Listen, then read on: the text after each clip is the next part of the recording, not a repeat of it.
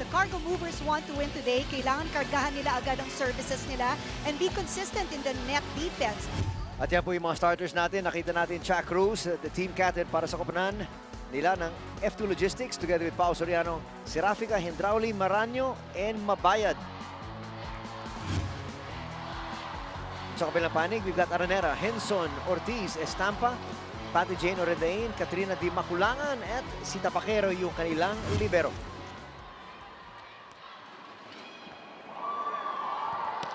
First to serve for the Photon top lander, number 1, Ray Di Maculangan. Di Maculangan to start things off here. Set number 1. Both teams looking for win number 2. Chuck Cruz denied that time. Too close to the net. It's sent forward. And Henson scores. So the ball now goes to the top landers. Oh no, it's F2 because that ball hit the net. We'd like to remind the audience, pakipatay lamang ang flash ng kanilang The mga cell center phones and of the cameras cargo during movers this. is up to serve. Thank you. Naninibago na, kikita ko to si Anggit Tapakero as a libero. Right. One of the powerful hitters kasi siya, di ba? When she played before. Well, she was also one of the top defensive players anyhow, but at the same time, she had much Serving more number 10, known Ortiz. for her offense than her defense. But I guess sabi nga nung coach, players will have to do what they have to do in order to be able to come up with a victory. That time, walang suporta itong si Chuck Cruz. Yun yung sinasabi ko na kailangan communication because that's what got them in trouble in their past game. So, usap-usap kailangan. Good serve there from Ortiz. Serafica gets that through. Soriano scores her first point. You know, Pao Soriano is only 5'7" and she's a middle blocker and dapat siya taller eh. But she compensates with a higher jump. This Ultra Fast Bike brought to you by PLDT Home Ultera, the Ultra Fast LTE for a happy family. At yan si Soriano with the serve. Di Maculangan, pretty good set, but Araneta sends that long. Ang naging problem kasi ng top landers in the past was the communication between the setter and the hitters. Hindi pa masyadong smooth because they've only had a few practices together, so nagkakapaan pa sila. Let's see kung during the training that they had in the past few days na-arrest na yung problem na yun. Unti-unti, ano? Oo. Well, yun ang sinasabi naman lang, maaga pa naman sa ating season, but you wouldn't want to fall that far behind because we cut the field in half. That's right. To be able to make it to the next round. That's the specialty of the house. Whenever she's close to the net, Abby Maranyo will get the points. Soriano serving once again. Her third serve already. To the delight of the good-sized crowd that they have there on their side. Oh, ever-present. Violation is going to be called on Di Maculangan. It's an overreaching violation called on Maculangan. We might be seeing an early timeout here from Coach Villet. 5 serving 2. Soriano still serving. That's a much better setup. That sent wide. That was a good eye by Soriano. It was just a few inches off the sideline. Yun yung mga medyo nakakatakot, ano, na napabayaan, pero turned out to be the right decision. At si Soriano magsaserve na naman. Soriano serving. Nice reception. They go to the other side. Henson can't score. Hendrauli gets denied. You know, Coach Tulay told me kanina when I was talking to him that they beefed up their net defense because they're prepared for a hit like that from Hendrauli. Well, Hendrauli is a scorer, a very potent one, in fact. Serving for Photon lander. Hendrauli sets up Maranyo. Attack number 2. And there's a denial once again on Chuck Cruz. Basang-basa ni Patty Orendain that the ball was going to go to Chuck Cruz, and so she was prepared for that. Watch it here once again. Kita mo yung kamay ni Orendain, no? Talagang over the net, prepared for that hit. Now within 2. And koponan ng Photon.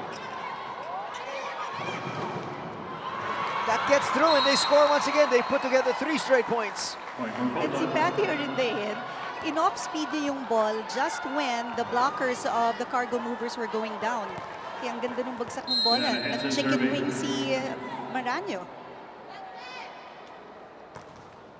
Looking to tie things up here. 6-5 ang ating tally. And they're gonna have a chance. Orindein gets denied. They go the other side. Again, miscommunication yung sinasabi mo. Yeah, you know, that ball should have been gotten by Pao Soriano because hindi magdi-defend si Serafica because she has to set the ball up. Unless, of course, the ball is really close to her, then she gets that ball, first ball. Napatayo tuloy si Coach Prochina. First time siya tumayo dahil maganda yung lamang nila eh. Yes. Nice block that time. Who's in the block ball? A good double block there by Chuck Luz and Abby Maranyo. Just like in college, they say. Yeah, just like in Now college. serving for F2 Logistics. So there goes Patty. See, nakita mo, magkatabi sila, synchronized when they went up for that block. Perfect.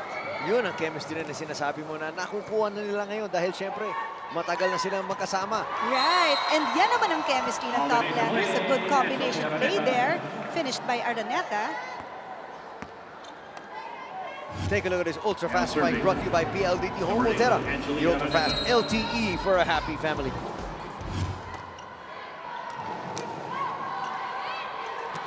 They go to the middle. That stays inside and finally, Gendrauli on the board. That's going to bring us to our first technical timeout here on set number 1. It is 8-7. Lamang ang F2 Logistics. Nagbabalik tayo dito sa Alonte Sports Arena sa Binyan para sa laban ng F2 Logistics at ng Photon. 8-7. Lamang ng isa ang F2 Logistics. First set action. Serving. Gendrauli with a serve.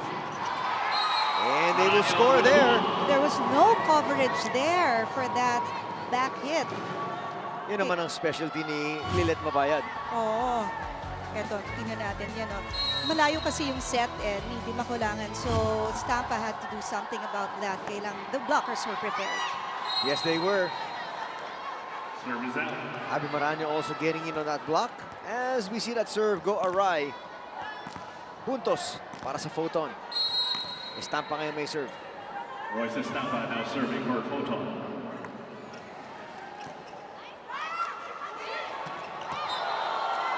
Maranyo dug. Net violation.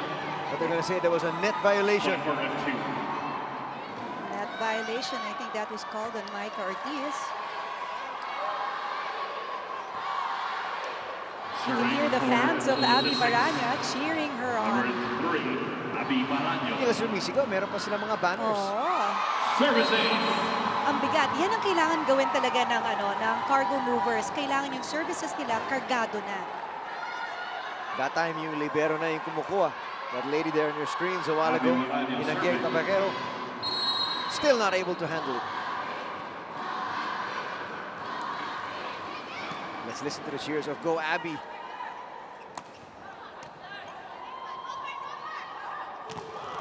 Soriano blocked. And that was a single block by Micah Ortiz.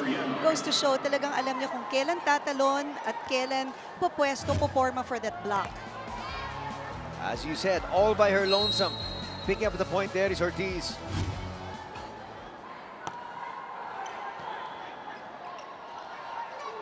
Who did they set up? They set up Mabayad. She's dug.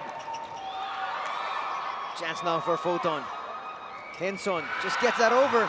Done with a drop. And Mabayad with a kick, almost knocking off the head of one of her officials. Henson with a smart play, off-speed hit just when the blockers were going down. That's when she sends the ball over. Na tuloy, nagulo yung floor defense ng cargo movers. Nataranta lahat ng mga kaibigan natin doon sa baba.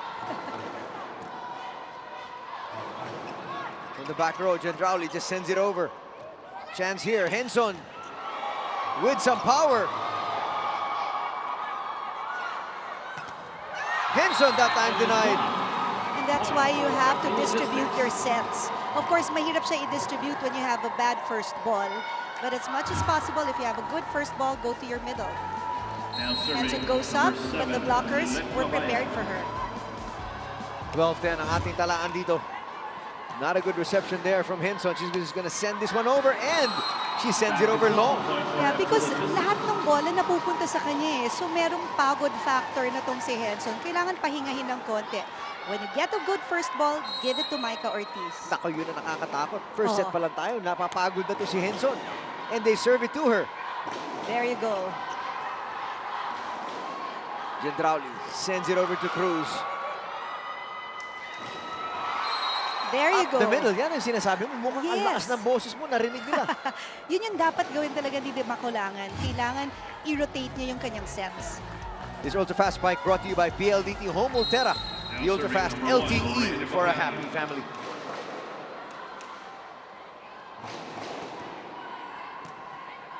Better reception. Serafica sends that over and picks up a point. You know, when Serafica was about to get that ball, I knew she was gonna tip it over. Nasa forma eh, nung kamay niya. Ito, may kita mo, ayan o. There. May kita mo eh, ititip over niya. Iba-backset lang niya yon sa zone 4.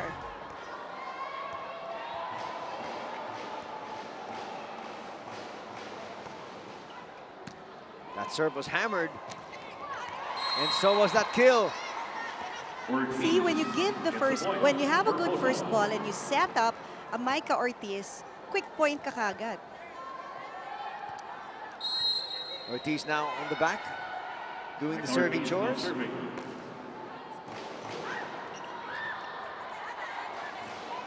F2 Logistics will get this one back, but they will send this one over. And outside.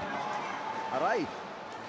Yun, medyo may chance pa na pumasok yung bola. Dapat nang gawin ng top landers, sundan yung bola and not assume that it's gonna go out. Well, that time it worked to their advantage. Yes. They picked up the point. Cruz trying to send that one down. Balik sila kay Cruz. Araneta. And now Gendrauli. Gendrauli is a left-hander, so if she's not gonna go for a hard hit cross-court, chances are, ano niya yan, ititip over and off-speed, and that's exactly what she did. The defense of top landers were there, but nobody moved. Nobody took the next step to actually get the ball. 15-13. That is just out. Hindi daw nahawakan. At abot na naman tayo sa isang technical timeout. 16-13. Lamang pa rin ang F2 Logistics.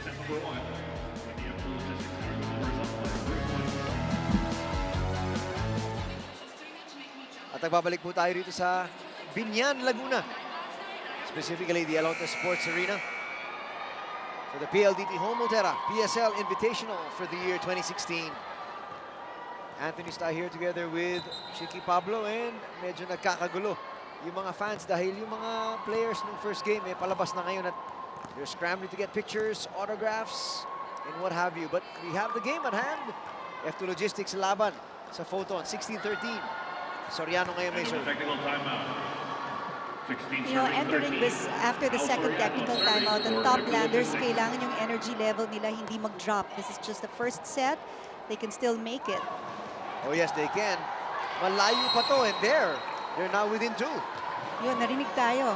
Energy level is still there. Kailangan lang more communication para tuloy-tuloy ang kanilang momentum.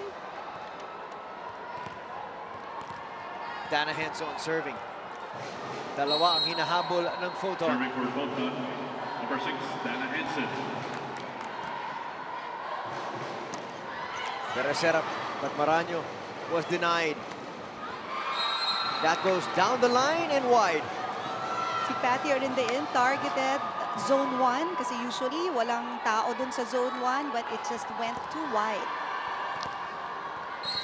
Serving now is Chac Cruz, the team captain.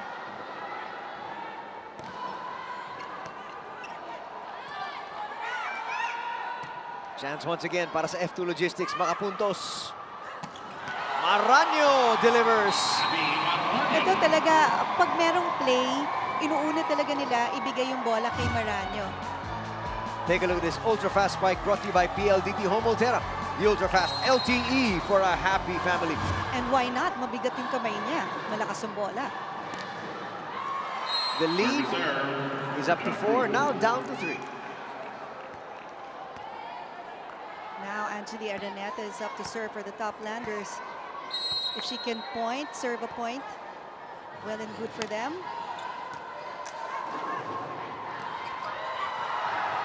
Hindi na mabuhay yung bola.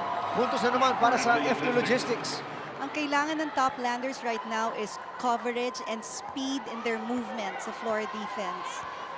Kailangan, kasi mabilis ang offense mabilis ang offense ng cargo movers Kung hindi nila sasabayan, it's not gonna be good for them. Back row attack. Easily dug by Gendrauli. Mabaya just sends it over. Buhay pa. Who do they go to? They go to Maranyo. She contorts in midair. And a score is going to be para sa Photon, courtesy of Orendain. Substitution for Photon. Number 8. Now we have substitution here for the top landers. Once again, take a look at this ultra-fast spike brought to you by PLDT Homolterra, the ultra-fast LTE for a happy family. Ang galing ng replay, no? Nakuha na linihis ni Orendain yung bola niya para hindi makuha ng blockers, ng cargo movers. Ooh! Great work by our cameraman and our director, of course. Yes. Sayang lang yung momentum was broken by that service error. Napakarami na rin yan para sa Photon. They cannot afford it at this stage. This is the business end. 2016, 4-point lead for Maranyo and company. Orendain finds a spot. Nicely done. Did you see her take off?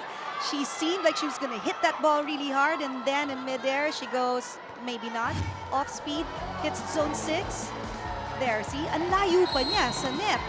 It means talagang yung expertise niya in knowing where she is from the net and how to deliver that ball. Nicely done.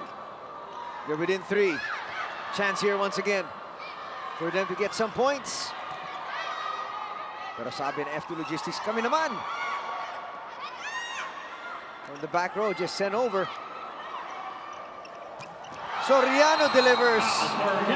You know what works dito kay Soriano? Ang bilis ng wrist action niya. Kaya yung pagtalon niya, she goes up. There you go, she goes up. That hit, ang bilis ng wrist action. Ultra-fast spike brought to you by PLDT Homolterra, the ultra-fast LTE for a happy family. That's a different offensive formation as well. Free ball. Again, giving their opponent the chance. Soriano, though, gets denied at the net. And that's a good block there by Ortiz. Nabasa niya, si Pao Soriano is gonna hit that ball. There goes that setup. Ortiz was prepared for Pao Soriano. Good lead. They're now within 3. They need a good serve, and they got it. Cruz. The team captain says, we need some points. And she delivers. Ang lakas nung palo niya, kaya nag-off the block siya. Take a look at this ultra-fast spike brought to you by PLDT Homolterra, the ultra-fast LTE for a happy family. Janet Serafina with the serve. Serafina serves. Chance here once again. Balik sila kay Captain. And the team captain again scoring a point for her squad. You know, ang ganda kasi ng first ball ni Serafina. Ang ganda ng pagkaset ni Janjauli. Of course, ano pang mangyayari? Di maganda yung offense. Take a look at this ultra-fast spike brought to you by PLDT Homolterra, the ultra-fast LTE for a happy family. Makinig na naman tayo sa huddle.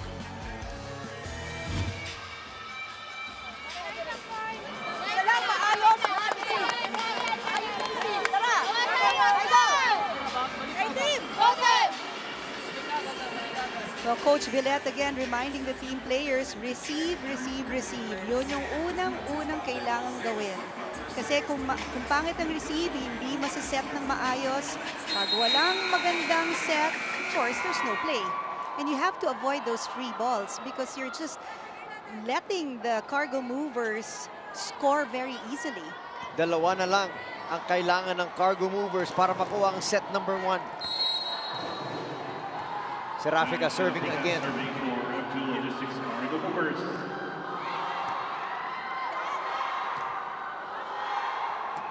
Araneta can't get that over. Aray!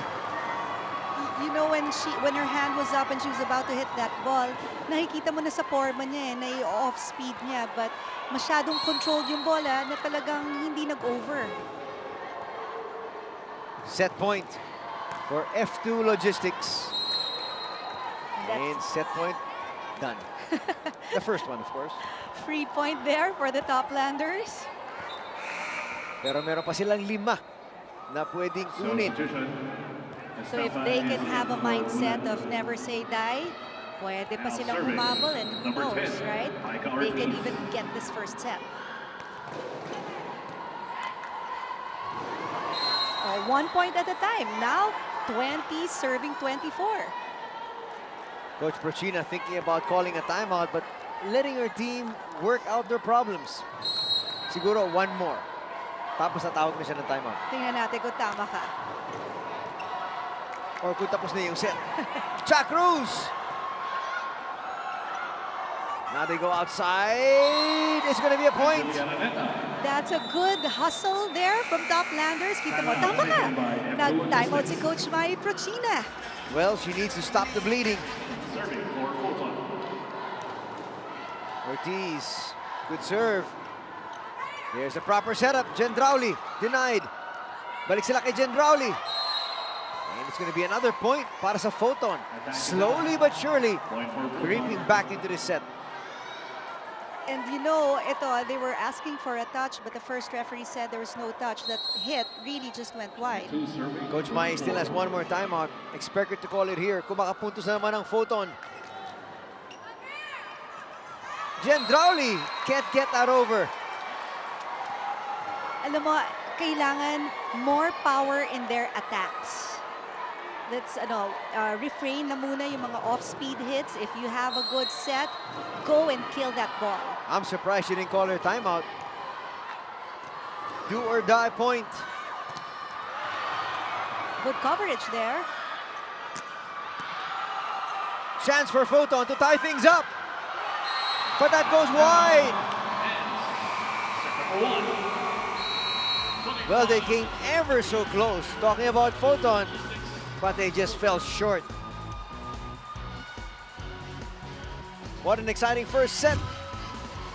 25-23. F2 Logistics takes it.